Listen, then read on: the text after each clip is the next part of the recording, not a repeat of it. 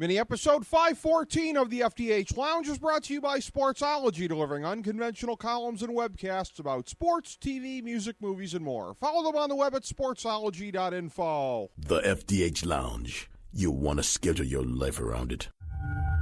30 seconds. In front of all these people, you're going to pull out a gun and you're going to shoot an unarmed man. 20 seconds. So what are you going to do? 10. Welcome to the FDH Lounge and the Justified episode recap. It was justified. With your original dignitaries, Fire in the hole! Rick Morris and Jason Jones. You got ice cold water running through your veins. Breaking down each Justified episode the moment they've concluded. Did you take a peek inside the soul of Raymond Newton? I'm just going to let that old dog lie. Real-time reactions. Next level analysis. You seem to be harboring a bit of hostility there, brother. So I've been told. And now, your dignitaries. Well, I believe we can take her from here.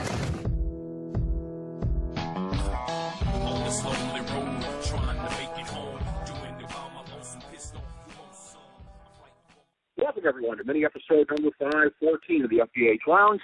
Rick Morris and Jason Jones, your FDH Lounge dignitaries, here to break down Justified episode 6.2 with you. And, of course, we are also both representing not just another TVsite.com, Jason, a reviewer, and the underboss over there at that site. I am your humble Justified reviewer. And, of course, again, every week now you can find my column wrapping up this week's Justified episode along with this webcast that Jason and I are doing. We are bundling them together here for excellent multimedia coverage. We like to think anyways, and excellent co-branding, we like to think also, between the FDH Lounge and not just another TVsite.com, your premier home on the web for reviews of premier television programs. And again, my man, Jason Jones, on the phone lines here. Jason, what did you think of tonight's episode? I thought it was very interesting as far as setting up the pieces for what's to come. For example, we got our first look at Sam Elliott's character. However, briefly, we got an extended look at Garrett Dillahunt's character. Seemed to me to be very interesting as far as setting up what's to come. Well, my first reaction would naturally be that you didn't get the Big Dewey Crow moment this week, but I think it did more work, so to speak. And I would say the first thing that jumps out at me is the criminal element or the big boss or the big bad, which we normally think of as one person, I don't think was pegged correctly. And we're starting to see a little bit more from the Dillahunt character and his lackeys, namely Choo Choo, which is maybe one of my favorite unimportant characters of the series. But more importantly, what exactly does that mean for the Sam Elliott character, and how is all of it connected? It creates a whole new, very intriguing situation that we didn't have going into last week. So there's plenty to definitely hash through and talk about. But I would say the most intriguing part of tonight was really starting to see what the bad element is and how far-reaching it may be. By the same token, this is going to be one of the things I think we're probably going to be taking a peek at through the course of this final season here. It, to me, is sort of one of the meta themes of the show. When you're just looking at the overarching thing of how they're putting it together, how the plot line is being constructed by the writers, being coordinated by Graham Yost, and that being, as much as I've been enthusiastic about having Sam Elliott on the show this year, you know I was enthusiastic about the Dillahunt's character being on, based on my experience, if nothing else, of seeing him in those two great roles on Deadwood. There seems to be a little bit of a danger to me in this, the final season that was promised to be Boyd v. Raylan, the main event, the thing that we've been waiting for all these years, and we got our first hint of it tonight between the characters. Is there a little bit of a danger in terms of complicating the chessboard here? I mean, maybe some of these things get resolved in the first half of the season, and then we kind of move on to this. It can't be 13 episodes of Boyd versus Raylan anyways, there have to be some other things in here. But isn't that a fine line that they're going to walk in terms of presenting these other great characters, giving us our money's worth in terms of them, versus not really mucking up the whole clarity of Boyd v. Raylan? Well, I think ideally, and in our minds, we always wanted to see, I think deep down we wanted to see an entire season of sort of blow for blow. If we look at a boxing match analogy, the idea that these guys would slug it out round after round. And if we really peel back the layers, if that was the case, it would be very uncharacteristic of the show, the series, and the showrunners to give us that. And if you really think about it, we've always had a Raylan v. Boyd situation, but there was always, Mags Bennett or Dickie Augustine, or there was always something else, and then that was almost secondary. Now, what I think is still very plausible here is that we have this other storyline, and yes, it might be cluttered and convoluted or whatever, but at some point, Raylan will become what Raylan is, and Boyd will become a big part of the, whatever is happening here, and maybe that's the last stand. That's the last act of this long epic, is to see those two facing off in the very end. But I think if we're following the structure of the show and what the show has always been, there was always going to be something else so that it couldn't just be Raylan v. Boyd all the time. Absolutely, yeah. We couldn't have just 13 episodes of that. As much as Raylan is already on Boyd's trail, stretching it out in and of itself was going to be a challenge. Although, again, they control the pacing of that. They could have had the pacing of Raylan getting some of the goods on Boyd. They could have spaced that a little bit more than they did. But, yeah, there are going to have to be other elements coming into play, and there are some very fascinating ones. I know from the moment that I told you about this prior to the season starting, the way that you marked out as I did, when you heard Sam Elliott was going to be cast, we get the first look at Markham tonight, the bad guy character who is the on-again, off-again, I suppose we say, flame of Catherine Hale, played by the equally wonderful Mary Steenburgen. Two just greats of the game, if you will, in a scene there that really was kind of portending things to come as it delved into a little bit of their backstory. What was the vibe you were getting out of that scene with those actors and with our first look at the now mustache-less Sam Elliott? Well, the first thought is I'm very not okay with the mustache-less version of Sam Elliott.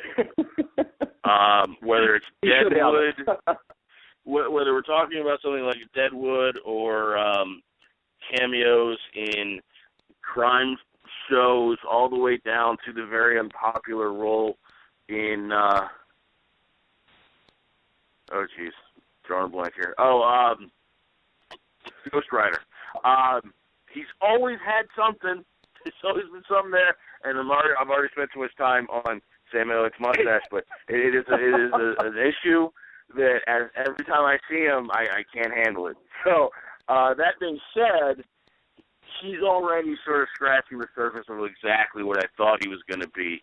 He was going to be a smooth operator. He was going to be, in charge of his world, so to speak. And if I may fast forward to the promo for next week, where the bulk of his story may deal with the fact that he doesn't necessarily have everything in his world under control. So that'll be interesting to see. But him and Steenburgen together, I think they make the scene work. If we're talking about the same scene, where their history comes from, I'm still kind of foggy on that. But I really do love the dynamic. I love those two sort of playing off of each other, and I can't wait to see what happens when Sam Elliott's character is no longer in control. Oh, yeah, that is really going to be something to look forward to, and I won't begrudge you a moment of talking about Sam Elliott being without the mustache because, that's going to be a controversial thing here, even more so, I think, than casting him as a bad guy, which we're not used to seeing, because we're seeing, unsurprisingly, Sam Elliott can carry it off, give him whatever kind of role And, again, he applies the same kind of verve, the same kind of gusto into being a tough bad guy as he has been a tough good guy in some of his more iconic roles previously. And, again, the dynamics between actors, you saw it in that scene, and as previously referenced, the first scene of this season, the final season with Raylan and Boyd. So whenever you get Tim Oliphant and Walton Goggins in the same scene, you talk about actors who at this point in time know their characters, know their roles inside and out. It helps that Oliphant is one of the executive producers as well. He's involved in shaping it. These guys at this point could do a scene like that in their sleep, but that's not to say that they're phoning it in, because they never do. That scene left me very, very much anticipating what's to come. I thought there was some clever editing, by the way, in terms of what was portrayed there versus in the commercials, because in the commercials, in the promos, I thought they had Boyd saying, well, it looks like I won't be seeing you around long, or something like that. It looks like they edited out the part that indicated that he was talking about Raylan leaving town to see his daughter, and that he was going to be moving to Florida. So it seemed to me to be a less threatening moment than what the commercial implied. I don't know if I caught that correctly or not, but I think there was some clever editing there. What did you think of that scene, and how it teased what we're going to see subsequently with them? Well, let's say that if we had tons of time to kill, it would go on.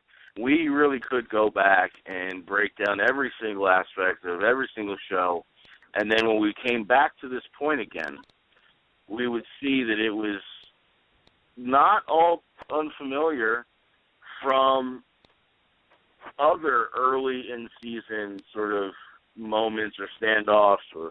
And the one that comes to mind is Boyd walks into the U.S. Marshal's office, and then he and Raylan have a conversation. I want to say it was season 2 or season 3, in the little last conference room. That conversation doesn't go exactly the way Boyd wanted it to, and then from that point on, we escalate their relationship to much more negative. So I just think that maybe, nuance aside, it might be that moment that we look back on 10 episodes from now and say that's what started the ball rolling in this one particular direction. So I would say that it was great to watch, and we've been waiting to see these two together on screen again.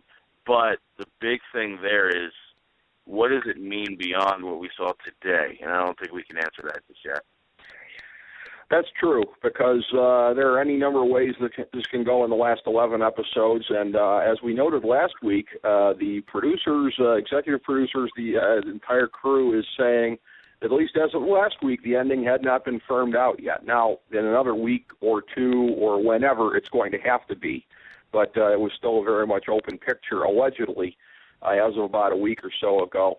The scenes between the on-again, off-again, are they engaged, are they not, the sort of weird status of Boyd and Ava, it seemed pretty cut and dried last year when Ava was in jail, when she felt that she'd been abandoned by Boyd, that they were not going to be getting married at that point. It's been in Ava's best interest since she got out of jail, since she had gotten out of jail, to drop a dime on Boyd, to make it a little bit more of a muddied situation. And then at the end, her making the move tonight to try to bring Boyd into her confidence, to talk to her about what's really going on here.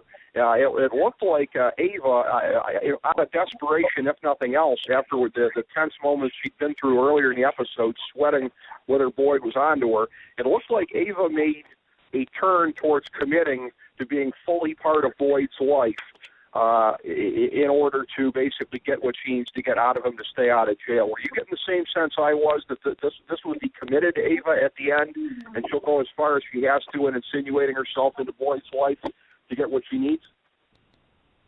Yeah, at the end of the day now, regardless of what we saw today or what we saw last week, in the back of my mind, there has always been a sense of self-preservation with her. And that is a theme that's carried all the way back to the very beginning. The first time we ever saw Ava Crowder, when she was a different Ava Crowder, was that, when it comes down to it, she's going to do whatever she has to do to save herself. And if that means that she's got to go full-on sleeping with the enemy, married to the mob situation here, then that's what she's going to do. And in this particular case, I think it was smart on her behalf to approach Boyd the way that she did, and luckily for her, that conversation went the way that she would want to, in that it distracted Boyd from any suggestion that she is anything other than his fiancée who's trying to come to grips with life after prison.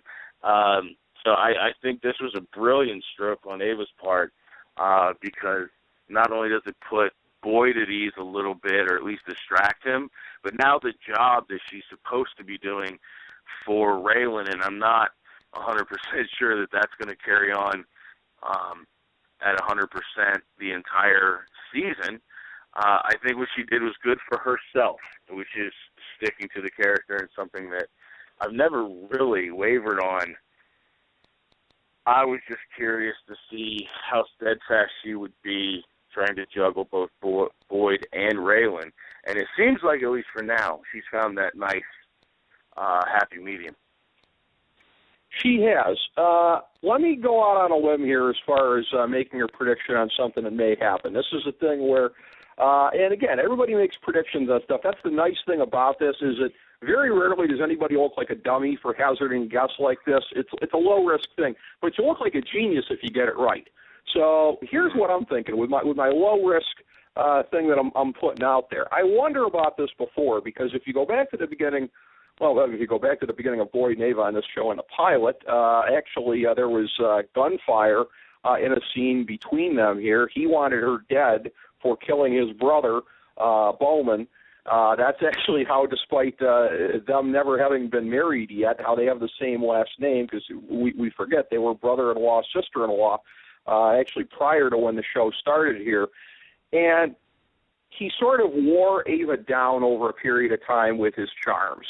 And it was a matter of, and I don't even know in season 2 how conscious it was on his part of where they just started regarding one another as family at that point, and then it turned into something else. So I wonder at a certain point here whether it becomes Stockholm Syndrome of her being basically trapped with this guy or whatever. Does Ava, once again, perhaps in getting back together with him, if that is where this is going, develop feelings for him and possibly come clean about what's going on here, and the two of them maybe try and devise a plan to feed false information to Raylan? That's my early guess. But it's interesting on many levels, because if we go back, and again, without having the episode guide in front of me, the episode where Boyd takes her out in his pickup truck in the middle of the night to a certain spot that he really likes, that reminded his mother took him there or some nonsense, and he basically proposes to her. And plus or minus 5 episodes from that moment, there was what seemed to be a legitimate affection. Whether it's love or not is another story, but there was enough there that if Ava can scale back whatever it is that's upset her, if she's still holding the grudge about being abandoned with the prison situation, if she's not built for a long-term life of crime, whatever it is that's still eating at her, short of what is she's responsible with Raylan, I don't have any hesitation at all to think that she could learn to love him or learn to accept him or whatever, if that's what the case is.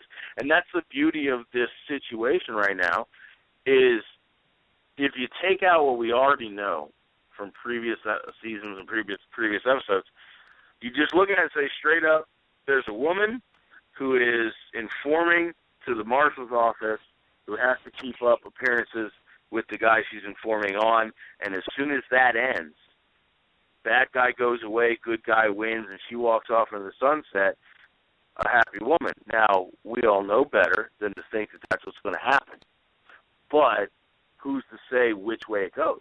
On one hand, it could be a thing where her and Boyd pack things up, and then he is able to get her to come forth with the information that she's been working with Raylan as the condition of her release, and then they corroborate a way to burn Raylan, or she keeps up appearances and she does her job. Either way, Ava's looking out for Ava, and the men in her life were secondary. I believe that. I absolutely believe that. And again, I'm just positing a guess here. I could see Ava and Boyd, if they were working together on this in the end game, thinking, look, one big score, and then all we got to do is get away. Boyd's talking about going, and getting out of there anyways. Go to a place where there's no extradition, whatever. Even if you're living the rest of the life on the run, if it's basically on a sunny island somewhere where nobody knows who you are, I could see them thinking that's an end game that works for them. Boyd kind of dropped the hint tonight. Wherever you are, that's where I want to be. So I wonder if that starts to become a thing with them as the season goes along. Obviously, we saw last week with the season preview where they were saying at one point where Boyd was kind of changing his tune and acting like he wanted to stay in Harlan. That's what's so interesting. You never know the context of these things when you're seeing them there. But there's so much to think about with our favorite modern-day Bonnie and Clyde, is there not? Oh, absolutely. And here's the thing we haven't even gotten into. We're talking about Ava and what's in Ava's mind. But almost a bigger thing for me is we don't know where Boyd's at. And that's the wild card, because if Boyd just wants to get away from the situation, that shouldn't be too hard. A big score, a couple moderately sized scores, and they just pick up and leave in the middle of the night. No big deal. But something tells me that this will come more to the head of, is there going to be something that comes along that tantalizes Boyd where he's willing to reach farther and get more than he needs, which could be the Achilles heel of the whole situation. If there's some big moment where he can take down all these rich people in Kentucky, which seems to be the angle that Steenburgen wants him to take, then maybe he gets, glossy-eyed and loses focus and then gets burned in the end. But I think Ava's doing what Ava's doing, and if it's in her best interest to leave with Boyd, that's what she'll do. But more importantly, the X factor is, what's on the horizon that complicates that plan? And there's got to be something. Yeah, there always is. And I had read somewhere on the old interwebs here that we were going to be seeing something of a reintroduction of, if not exactly the Clover Hill angle, then something like it. The rich people there that you're talking about in that area of Kentucky, that seemed to be what Ava was getting at later on in the episode here, a very valuable land claim that was in with the ones that Boyd had in his possession after last week's bank robbery. And there were a lot of different interesting angles that came out of that tonight from the initial meeting that he had with Wynn and with Catherine earlier on. Always great to get a Wynn Duffy appearance. I know we'll be seeing more of him throughout the course of the season. We get introduced to this Calhoun fella. Yeah, he's somebody that, again, looks like the latest in a long line on this show of guys who might be a little bit shady, but they're in over their head. Go back to the first Dixie Mafia boss. Go back to Winona's first husband, Gary. He just looks like another one of these greasy guys who may be kind of harmless to a guy like Raylan, but looks like he's in over his head. This whole Tiger Hawk security thing that Walker is a part of with his cronies, the funny thing is, you and I, in talking off-air about a subsequent project that's in development, we were talking about a group much like this, which I find to be an interesting trope for Justified to be using. So they gave us an awful lot of things to react to along these lines here as far as this network that Boyd and Raylan look like they're going to be mixed up with, at least in the short term. Well, absolutely. And if I could just step back a second, the one thing I really enjoyed about this episode, and it might have flown under the radar for most people, is the secondary bad guys. Whether we're talking about the real estate gentleman who absolutely seems like he's barely treading water in the situation, all the way down to Ty's cronies, one of which, and here's a fun little tidbit for the fans of IMDb, the redhead guy that was trying to control Choo Choo. I don't know what he's been in, but as we all probably tend to do with actors when you see them in different roles, I identify with him as being the coach's son from the movie Mystery Alaska, which absolutely is nowhere in the stratosphere of Justified. So yeah, he was, kind of a little, I don't want to say he was a punk, but it was not a hard role to play in that movie. And in this one, you're starting to see a little bit more out of it. Now, it's not, we're not talking about last season where you've had this family sort of organized crime mob situation, but riding a short bus. But there is definitely a sense of, a hierarchy, a chain of command or whatever, and they keep referencing their boss, and unless I miss something, I still don't know who that is. Now, the interesting thing is, if you take that and set that aside, then you go back to the Sam Elliott Steenburgen scene. There's a moment where he's talking about keeping his people loyal, about giving them extra bonuses and all this. He says something about no one bites this hand.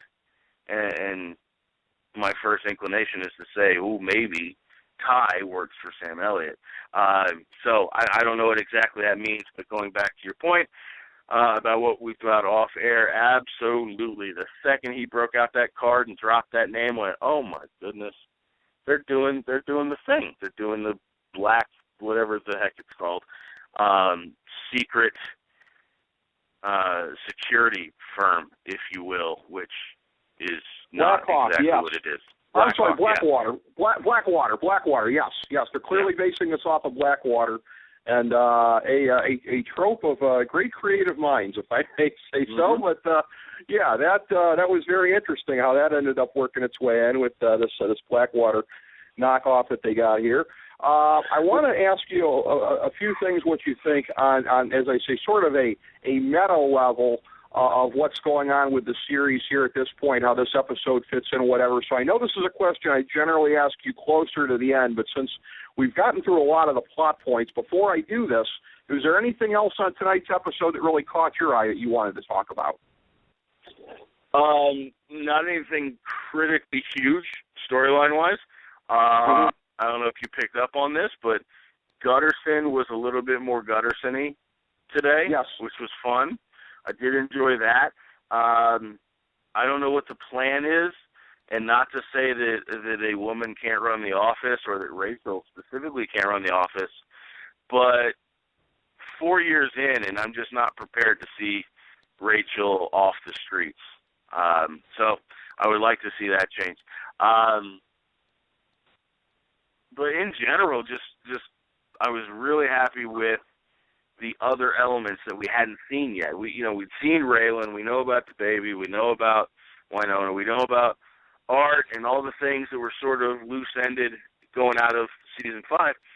But the one thing that we didn't really have any idea on was what exactly is the plot point, what is the bad, negative element, what is the thing that's preventing Raylan from moving to Florida, and who are those people, what's that relationship, how big is the big bad, and how many sort of cronies are in that mix. And this is what you were talking about, I believe, in the very beginning of this, was we were all waiting for Boyd and Raylan, and now we're being introduced to more than that, which may or may not be a good thing. So I was just really excited to see some of that second-tier stuff that we hadn't seen in this season's first episode, and then to see some of the characters come through. You got to see Ty a little bit more. Still can't put my finger on him. And again, the Gutterson thing was huge for me. But all in all, I thought it was one of those great Justified episodes where you leave feeling satisfied without anybody being killed or without any major plot point unveiling. They did a great job sort of building stuff up, and today will bleed into next week and so on. But it was actually the non-Boyd and non-Raylan stuff that really kept my attention tonight. Let me ask you this. I almost felt like it was a little bit of a swerve there. By the way, on the Rachel point, I feel pretty assured in telling you that, I think the odds of us seeing Rachel on the streets with them again by the end of the season, hands-on. Art always was at the big plot points. I think we'll be seeing Rachel there, too, whether or not she's still the boss at that point, whether or not Art's come back. Yeah, I think Rachel will be down there with them at some point. Were you expecting it when Walker was there with that woman, Joyce?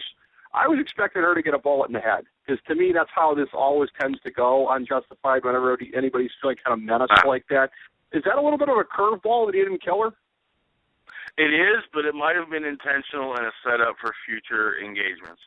And what I mean by that is the guy's not from, as they would say, not from around here. And I should mention, and I texted you during the episode, the wife and I frequent the Denver Biscuit Company, so I know for darn sure that not only is Ty, but his cronies are also not from Kentucky, because there ain't no letting the accent and the lingo slip, but there ain't no Denver Biscuit Company anywhere near Kentucky. I'll tell you that. Right. But anyway, so I think what's happening here is they're used to a certain level of how you do business. And I think the fact that she did come off and give a name was good enough for him.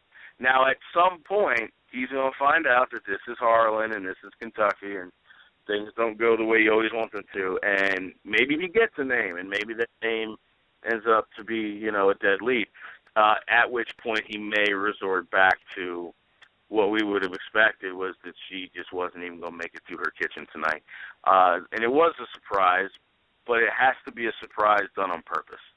It wasn't like just some lapse in character development. So I think that just means something's coming that will test his wherewithal, and he may go the other way next time. Well, I'm glad you referenced that, actually, because I missed that Denver Biscuit reference there. Maybe our speculation is done on this in terms of who's the boss there, because I know that this Markham character, Sam Elliott's one, has been running this legal weed empire out in Colorado. That's his character's backstory. So there is a tie-in right there. That cannot be a coincidence. So looks like somehow or another. So Catherine is playing some kind of double dangerous game, and wow, this is setting us up for a lot of interesting stuff to come here.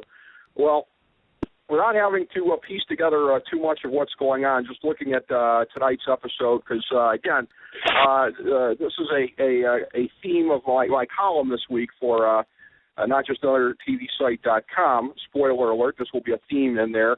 Of momentum, and in the meta sense of carrying forward the end of last season, which, again, we were all excited. That last segment of last season was sort of like a sneak preview of Season 6. I felt like it was actually disconnected from Season 5 and the disappointments that any of us may have. I felt like it stood on its own as a preview of Season 6. Last week, momentum, strongly going. Tonight, that was were they going to be able to keep it up? And again, they took a step back. They were kind of setting the pieces for what's to come. But I felt like, again, they did that. It was not the rollicking kind of thing here. Again, there was no Dewey Crow death. There was no splashy bank robbery scene. There was none of that. It's one of these Justified episodes that it had a lot of, like you said, it had great Gutterson moments. That's always going to be a plus. It had a lot of smaller things kind of here and there that we Justified fans can appreciate.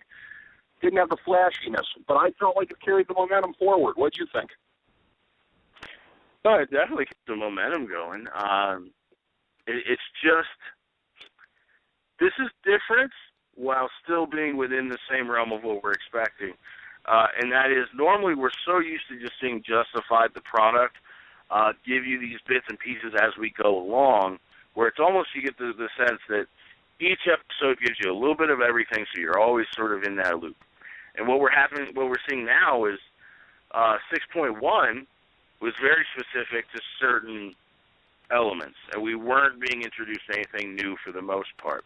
And then 6.2 now, it's almost like, yes, we see Raylan and Boyd, and we have Boyd, Ava, and so on. We have that normal routine stuff, but then this was so heavy on the other side of the track, so to speak, that it just felt different.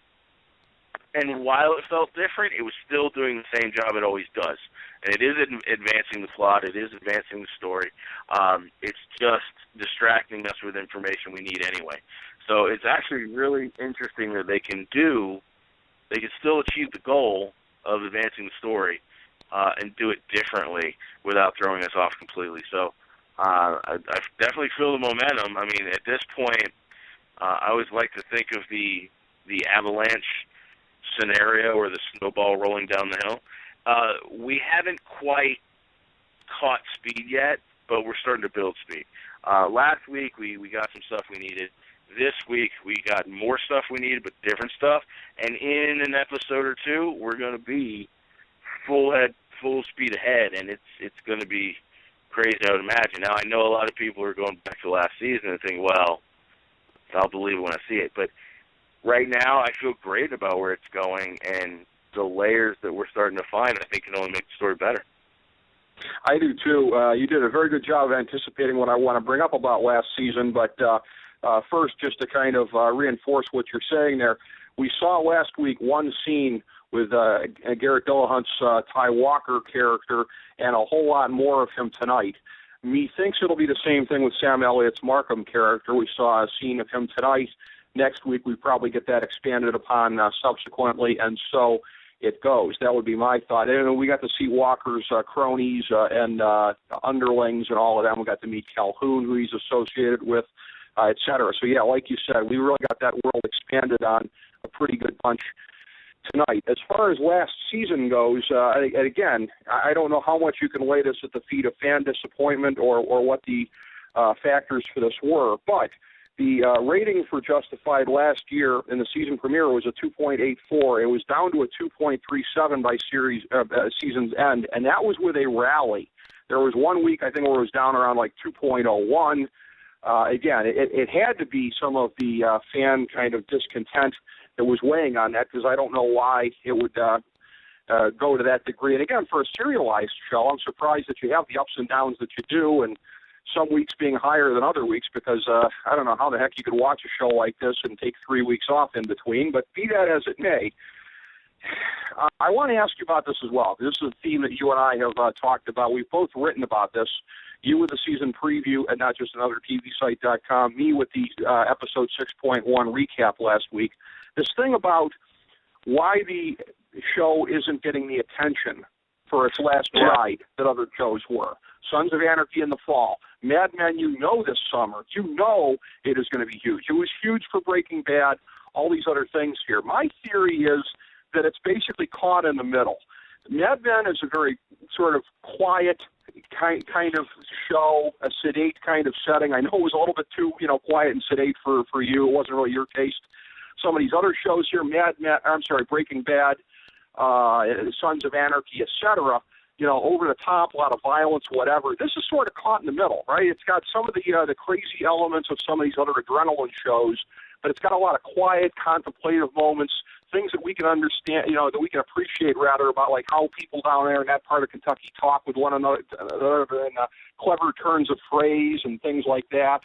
So is it just sort of a thing of that it's neither fish nor fowl, and that you don't really have either constituency latching onto it 100%?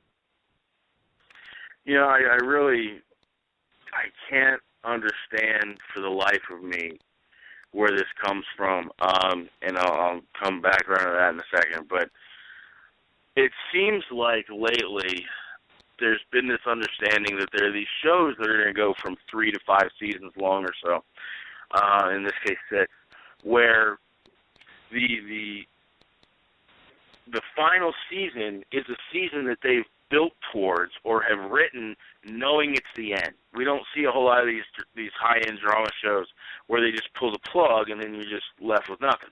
So it's almost like it's become a trend that people are like, I'm going to tune into this final season, or I'll try to catch up so that I can tune into the final season. And we're not getting that push with Justified so much. And the only thing I can say is I come back to when you started watching it, as opposed to when I started watching it, and the steady lobbying you had to do to even convince me that it was worth enough time to discover whether it was good or not, being that every description you ever read about it was, Kentucky this, U.S. Marshal, sort of a modernized Western. All those things do not appeal to the mass populace, and maybe the people that aren't gonna be. And I just can't for the life of me figure that out, except to think maybe FX doesn't think it requires the push. And I did read today that Amazon Prime, I guess, secured the exclusive rights for streaming the series when it's finished. So maybe they're content with where they are. But right now, there's no way that anyone can make the claim that this is even close to on par with Breaking Bad or Mad Men, and that's kind of sad. Yeah, it really is. It's very sad. The Sopranos, if we go further back, again, all these shows really got a lot of hype, and it was deserved hype for their end, and Justified really just kind of snuck up on a lot of people, and that really is a shame. But we are doing our best to do justice to it here in this webcast with the FDH Lounge, and not just at OtherTVSite.com. You can, again, check out my column on it there, as well as our webcast covering it. Jason, a pleasure once again with you, my man, and looking forward to 6.3 next week, buddy. Absolutely. All right, folks, we'll catch you then. Thank you for tuning in to this mini episode of the FDH Lounge. As we bring the show to a close, we would like to extend our deepest gratitude to NBC, CBS, ABC, Fox, all Clear Channel affiliates, TNT, TBS, USA, UPN, Deadspin.com, YouTube.com, YTMND.com, MySpace.com, various blogs, Fox News, CNN, CNBC, MSNBC, IamBoard.com, Billboard.com, Google.com, ESPN, ESPN2, ESPN News, ESPN Classic, NBA TV, NFL Network, Sports Time Ohio, Athlon Magazine, Comedy Central, Cartoon Network, The Boomerang Channel, QVC, BET, The Spice Channel, Steno Notebooks, Manwich, Papermate Office Supplies, waitresses, strippers, bartenders, garbage men, janitors, microwave popcorn, the writers of The Office, Scrubs, Entourage, My Name is Earl, Oz, Metalocalypse and the Boondocks, Aquafina, and the Periodic Table of Elements.